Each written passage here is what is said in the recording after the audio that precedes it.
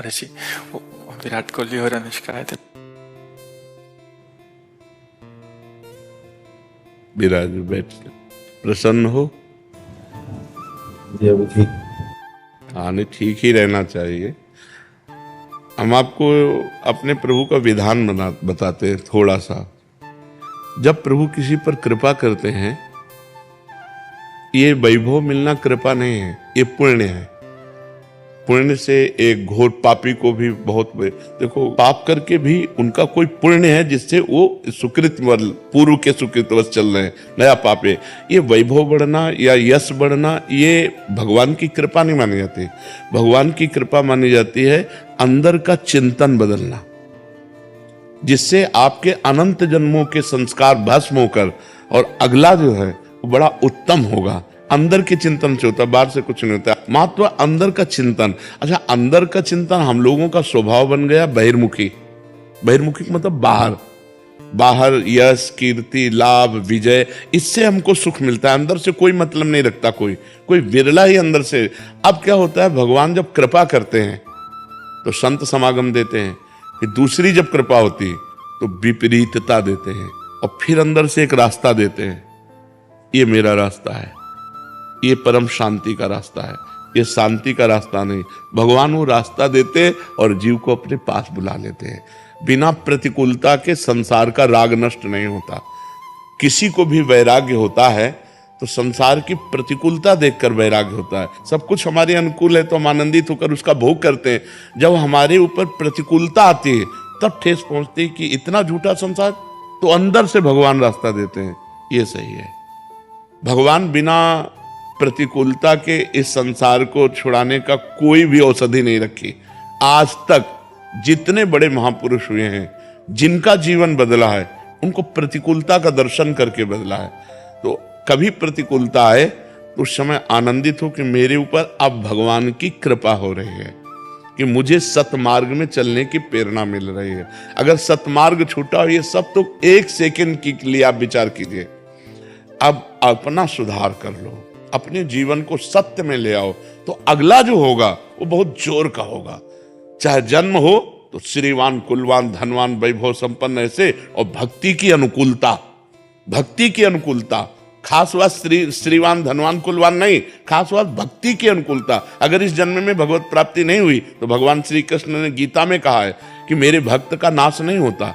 मैं कुलवान, धनवान, श्रीवानों के कुल में जन्म देता हूं और फिर पुनः भक्ति का माहौल देता हूं, और पूर्व का जो भजन छूटा हुआ हो वहीं से उसको। अब बिल्कुल ऐसे ही रहो जैसे रह रहे हो, बिल्कुल संसारिक बन करके रहो, लेकिन अंदर का चिंतन आपका बदल जाए। अंदर के चिंतन में आपकी यश की भावना न रह जाए, अंदर के चिंतन में आपको धन बढ़ाने की भावना न रह जाए। अंदर का चिंतन हो जाए, प्रभु बहुत जन्म व्यतीत हो गए, अब एक बार आपसे मिलना चाहती हूँ, एक बार आपसे मिलना चाहते हैं प्रभु, मुझे आप चाहिए, अब संसार नहीं। तो बात बन जाएगी, तो बात बन जाएगी। तो इसलिए आनंद पूर्वक भगवान का नाम जप करो, बिल्कुल चिंता मत करो। बाबा, क्या नाम जप से हो जाएगा पूरा? ये हम अपने जीवन का अनुभव बताते हैं। सांख्य योग और अष्टांग योग और कर्म योग और भक्ति योग, चारों योगों में प्रवेश रहा है। पहले हम सन्यासी रहे हैं 20 वर्ष सन्यासी रहे काशी विश्वनाथ जी। तो हम सांख्य योग, अष्टांग योग, जो अष्टांग योग है ना, अष्टांग योग, कर्म योग, इन तीनों को अच्छी प्रकार जान करके और फिर भक्ति योग में आए हैं। स्वयं भगवान शंकर से बढ़कर कोई ज्ञानी तो नहीं ना, सनकादि से बढ़कर कोई ज्ञानी नहीं। वो हरिशरणम हरिशरणम सनकादि हर समय जपते रहते हैं। भगवान शिव राम राम राम राम राम राम जपते रहते हैं। हम वृंदावनवासी प्रिया प्रीतम के उपासी, तो जो राम में राह है वही राह है, जो धा है ये रस देने वाली वस्तु है। तो हम राधा राधा राधा राधा, मतलब आप ये समझो कि हमारी इतनी तार्किक बुद्धि रही, हमारी श्रद्धालु बुद्धि नहीं रही। सन्यासी की जो बुद्धि होती है वो तर्क प्रधान होती, कसौटी पर कसने पर।